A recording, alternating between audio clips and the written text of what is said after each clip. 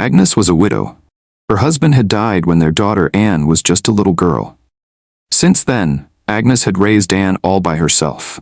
Life wasn't easy, but Agnes did everything she could to give her daughter a good life. She worked hard and made many sacrifices so Anne would grow up happy, safe, and beautiful. And beautiful, she truly was. Anne was the kind of girl people stopped to admire. Her skin glowed like honey, her eyes sparkled like the stars, and her smile could melt even the coldest heart. Agnes adored her daughter and never missed a chance to tell her how stunning she was. Anne, with this kind of beauty, Agnes would often say, "You must never marry a poor man. I suffered too much raising you alone. You deserve a man who has money, class, and a bright future. A man who can give you the life I couldn't." But Anne would always smile gently and say, "Mama, I want to marry for love, not for money." Agnes would shake her head and sigh. "Love doesn't pay bills, my dear. I want the best for you." Despite their different views, the love between mother and daughter remained strong. Anne respected her mother deeply, and Agnes adored Anne more than anything else in the world. Then, one day, something unexpected happened. A young man named Ben came into their lives. He was tall, handsome, well-mannered, and most of all, very rich. He came from a respected family and owned a successful business. Many young women admired him, but it was Anne who caught his eye. Ben fell in love with Anne the moment he saw her. After a few months of getting to know her, he proposed. Anne, who had grown fond of him too, said yes. When Agnes heard the news, her heart filled with joy. "Thank God," she exclaimed. "Finally, a rich and good man wants to marry my daughter. This is what I've always prayed for." Agnes welcomed Ben with open arms. She treated him like a son and thanked him for choosing her daughter.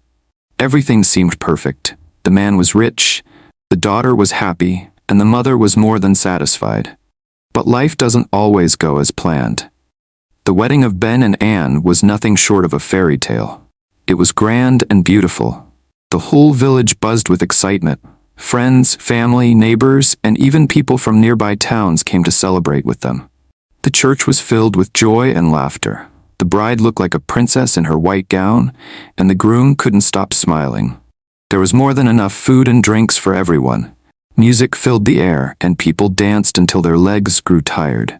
It was a day to remember, a day of love, joy, and celebration. Ben and Anne both knew deep in their hearts that they had made the right choice. Their love was strong, and they were ready to start a new life together.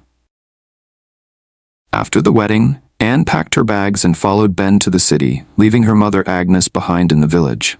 Though Agnes was sad to see her daughter go, she was happy knowing that Anne was in good hands. City life was different, but Anne quickly adjusted. Ben made it easy for her. He was not just a husband, he was her best friend, her partner, her protector. They did almost everything together. They cooked, cleaned, laughed, talked for hours, and even went shopping hand in hand. People who saw them often said, "These two are truly made for each other." Time passed, and one beautiful morning, Anne came out of the bathroom holding something in her hand.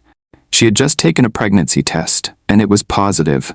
She was going to be a mother. Ben's joy knew no bounds when he heard the news. He lifted Anne up, spinning her around gently and shouting with joy, "I'm going to be a father." From that day on, Ben treated Anne like a fragile egg. He didn't let her do any hard work. He cooked for her, massaged her feet, and even sang for her in the evenings. He made sure she ate on time and never missed her doctor's appointments. His love grew deeper with every passing day. Anne felt like the luckiest woman alive. Months passed, and finally, the big day arrived. After many hours of labor, Anne gave birth to a healthy, bouncing baby boy. The cries of the newborn filled the hospital room, and so did tears of joy from both parents. They named him Daniel. Ben danced in the hospital hallway, calling friends and family. "It's a boy. We've been blessed with a son," he shouted. People came to rejoice with them, bringing gifts and good wishes. The house was full of happiness.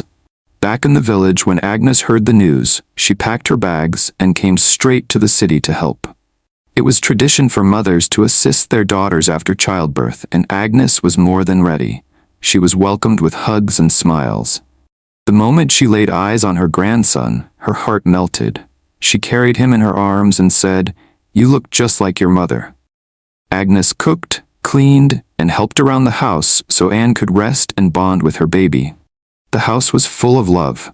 Ben treated Agnes with respect and always made sure she was comfortable. Everything seemed perfect, but sometimes when everything looks too perfect, something unexpected may be around the corner. Agnes stayed back in the city after her daughter gave birth.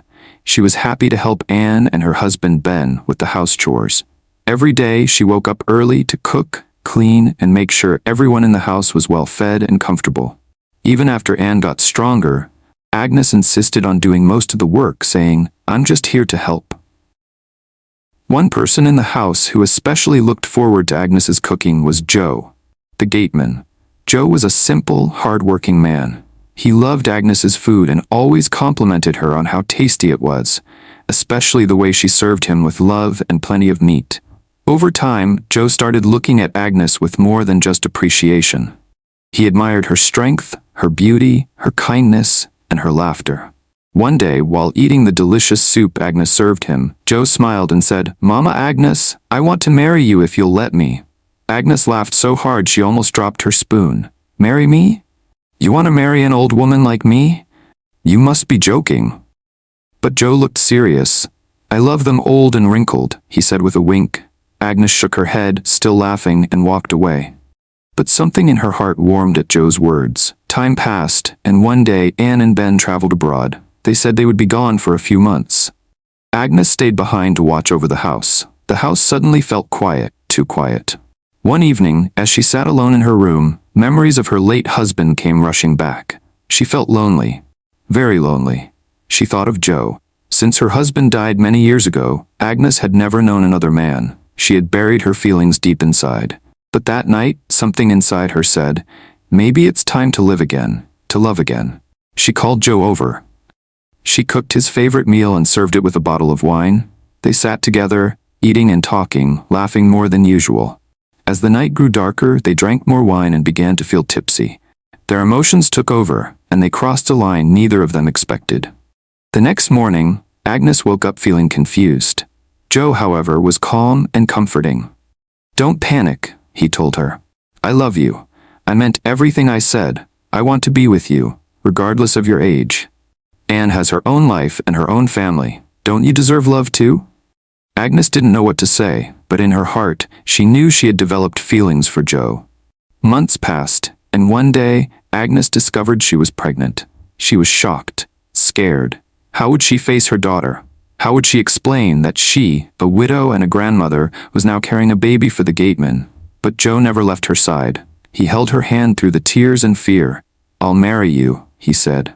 "I want this. I want you." When Anne and Ben returned from their trip, they were stunned to see Agnes with a visible baby bump. At first, they thought it was a joke. Anne's voice shook as she asked, "Mummy, who's responsible?" Agnes lowered her eyes and whispered, "Joe? Joe, our gateman?" Anne's voice rose in anger. "Mummy, this is shameful. Out of all the men in the world, it had to be him?" But Joe stepped forward. He held Agnes's hand tightly and said, "We love each other. I want to marry her. I respect her. I will take care of her." Anne and Ben couldn't believe what they were hearing. It was hard to accept at first. But with time, they saw that the love between Agnes and Joe was real. They watched how he cared for her, how he protected her, and how happy he made her. Eventually, they gave their blessings. Joe planned a small wedding for Agnes. It was simple but beautiful. Just close friends and family came. There was food, music, and dancing. Agnes wore a soft pink gown, and Joe couldn't stop smiling as she walked down the aisle. From that day, Agnes and Joe lived together as husband and wife. Their love was gentle and sweet. They laughed together, prayed together, and cherished each moment they spent as a couple. Agnes had never felt so free, so loved, and so alive. Moral lessons. 1. Love has no age limit. Everyone deserves to love and be loved no matter their age. 2. Don't judge others' happiness. What may look strange to you could be someone else's joy. 3. Life can give second chances. Don't be afraid to take them when they come. 4. True love sees the heart, not the background, title, or position. Thank you message. Thank you so much for watching and following this story. If you enjoyed it, please don't forget to like, comment, and subscribe to my channel. More touching, real-life inspired stories are on the way. Stay with us and don't miss out. We love you, and we appreciate your support. See you in the next story.